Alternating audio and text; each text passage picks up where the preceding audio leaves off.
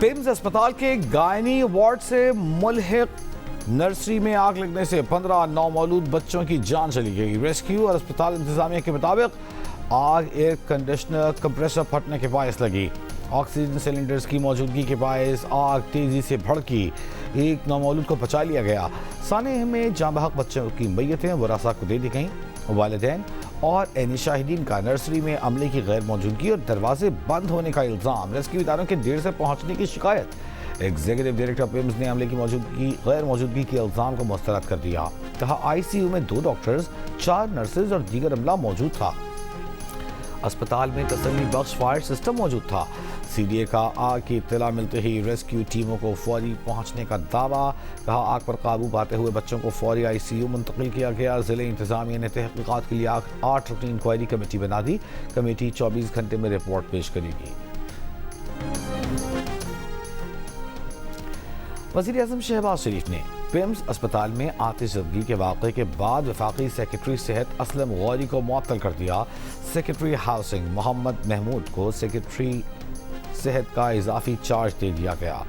پیمز واقعے سے متعلق ہنگامی اجلاس میں وزیر اعظم نے اعلیٰ سطح انکوائری کمیٹی تشکیل دینے کا حکم دیا۔ واقعے پر گہرے دکھ کا اظہار کیا۔ کہا واقعے کے محرکات کا تفصیلی جائزہ لیا جائے، ذمہ داران کا تعین اور سخت سے سخت کارروائی کی جائے۔ اعلامیہ کے مطابق تحقیقاتی کمیٹی کی سربراہی سابق سیکرٹری داخلہ شاہد خان کریں گے۔ دیگر ممبران میں سیکرٹری اسٹیبلشمنٹ ڈاکٹر بیرسٹر نبیل اوان شامل۔ دوران اجلاس وزیر اعظم نے سیکرٹری صحت کو معطل کرتے ہوئے اجلاس سے باہر جانے کو کہا۔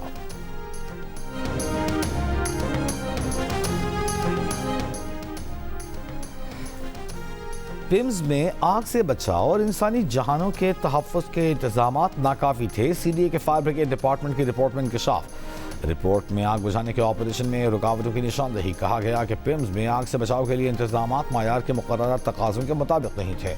ہنگامی اخراج کے راستے باہر سے مستقل طور پر بند تھے۔ راستے میں رکاوٹیں موجود تھیں۔ پیمز کے سیکیورٹی عملے نے فائر بریگیڈ کے عملے کی ابتدائی کارروائی میں رکاوٹ پیدا کی۔ واقعے کی جگہ پر ہجوم کو مؤثر انداز سے سنبھالنے کے انتظامات ناکافی پائے گئے۔ فائر بریگیڈ کی پہلی گاڑی 6 منٹ میں پیمز اسپتال پہنچ گئی تھی۔ اس سے قبل ریسکیو ذرائع نے بتایا تھا کہ پیمز اسپتال میں فائر پوائنٹ پر پانی نہیں تھا۔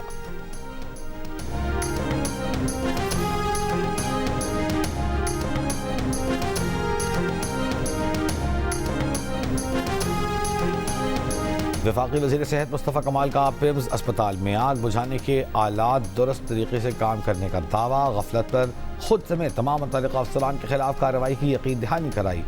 پروگرام جیو پاکستان میں آئی سی یو میں اسپتال کے عملے کی غیر موجودگی کے الزامات کی تردید کی۔ کہا اسپتال کے آئی سی یو میں ڈاکٹرز اور عملہ موجود تھا۔ ایئر کنڈیشن میں دھماکے کے بعد آگ لگی۔ آکسیجن کی موجودگی کے باعث آگ نے شدت اختیار کی۔ عملہ ریسکیو کو بلانے گیا۔ اس واقعے میں ان سے کسی کی بھی کوئی غلطی نکلی تو چھوڑا نہیں جائے گا۔ وفاقی وزیر پارلیمانی امور طارق فضل چودھری نے کہا کہ اسپتال میں آگ شارٹ سرکٹ کے باعث لگی۔ بچوں کی زیادہ اموات دم گھٹنے سے ہوئی۔ واقعے میں کسی کی غفلت ہوتی تو اسے سامنے لایا جائے گا۔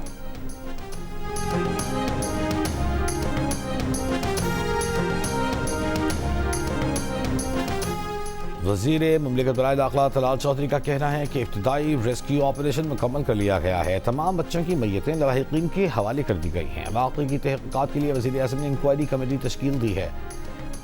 ابتدائی رپورٹ وزیر اعظم اور وزیر داخلہ کو بھیجی گئی۔ ریسکیو ٹیم اطلاع ملنے کے 6 منٹ کے اندر اسپتال پہنچی۔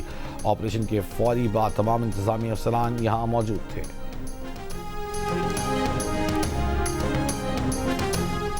صدر زرداری کا پیمز اسپتال واقعے میں بچوں کی ہلاکت پر افسوس کا اظہار۔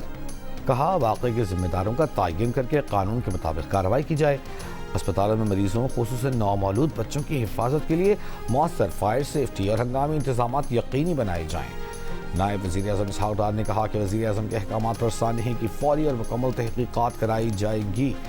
ذمہ داروں کا تعین کر کے ان کے خلاف کارروائی یقینی بنائی جائے گی۔ وزیر داخلہ محسن نقوی نے کہا دکھ کی اس گھڑی میں جاں بحق بچوں کے لواحقین کے ساتھ کھڑے ہیں۔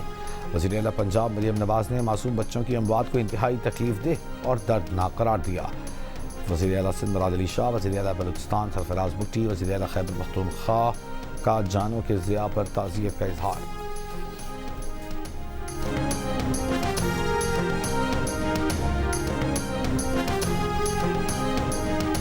مسلم لیگ نون کے قائد میاں نواز شریف کا پیمز اسپتال سانحے پر دکھ کا اظہار، کہا بچوں کے جاں بحق ہونے کی خبر سن کر دل رنجیدہ ہے، غم زدہ والدین کے غم میں برابر کے شریک ہے، حکومت ذمہ داروں کا تعین کر کے سخت کارروائی کرے، آئندہ ایسے واقعات کی روک تھام یقینی بنائے۔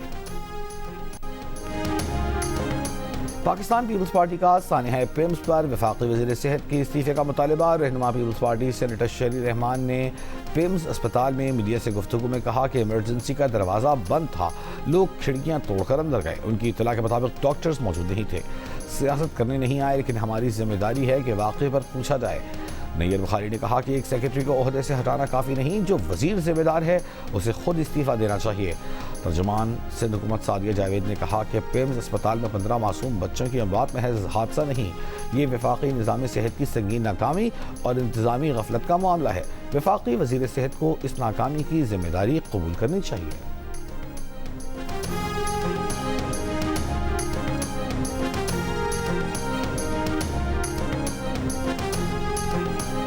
Secretary general P T I Salman Akram Raja کا کہنا ہے کہ پیمز اسپتال سانحے پر بیان کرنے کے لیے الفاظ نہیں ہیں، یہ سب ہمارے بچے ہیں جن کی شہادت ہوئی ہے۔ پیمز اسپتال کے باہر جی این اے سے گفتگو میں کہا کہ یہ ایک بے حس نظام ہے، پورے نظام کا یہ چہرہ ہمیں نظر آیا ہے، جب عوام کا خوف نہ ہو، جب ڈنڈے سے عوام کو خاموش کرا دیں تو پھر یہ ہوتا ہے۔ سرور کونین خاتم النبیین قائد و جہاں حضرت محمد مصطفیٰ صلی اللہ علیہ وآلہ وسلم کا جشن ولادت، ملک بھر میں درود و سلام کی صدائیں، مساجد، عمارتیں، بازار اور چوراہے روشنیوں سے منور، سبز پرچموں کی بہار، عاشقان رسول کا قائد و جہاں سے محبت کا اظہار، ملک بھر میں محافل میلاد، ریلیوں کا انعقاد، جلوس پر آمد۔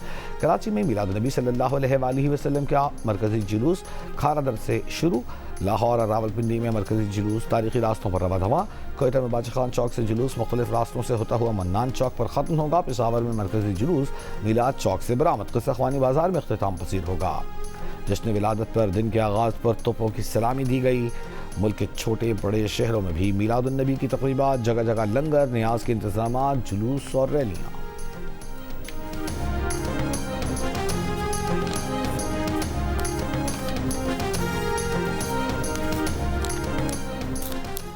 ایران اور عمان کا آبنائے ہرمز میں بحری جہازوں کی آمدرفت کے لیے عارضی راہداری کے قیام پر اتفاق، عارضی نیویگیشنل کوریڈور قائم کرنے کی تجویز، مل کر بارودی سرنگیں صاف کرنے کا منصوبہ، دونوں ملکوں کے وزرائے خارجہ کی تہران میں ملاقات کے بعد مشترکہ اعلامیہ جاری۔ اعلامیہ کے مطابق دونوں ملکوں نے ہرمز سے جہازوں کی محفوظ آمدرفت بحال کرنے پر مشاورت کی۔ روسی میڈیا کے مطابق خلیج فارس میں جہازوں کا داخلہ ایرانی پانیوں سے، جبکہ واپسی عمان کے پانیوں سے ہوگی۔ اور قطر کا کہنا ہے کہ پاکستان کے ساتھ مل کر امریکہ اور ایران کے درمیان مذاکرات کی بحالی کے لیے رابطے جاری ہیں، فریقین کو ثالثی کا عمل مکمل کرنے پر زور دے رہے ہیں۔ ترجمان قطری وزارت خارجہ ماجد الانصاری نے پریس بریفنگ میں بتایا کہ حکام فریقین سے روزانہ کی بنیاد پر رابطے کر رہے ہیں، بحران سے نکلنے کا واحد راستہ مذاکرات ہیں، آبنائے ہرمز میں بحری آمدرفت کی معمول پر بحالی ترجیح ہے۔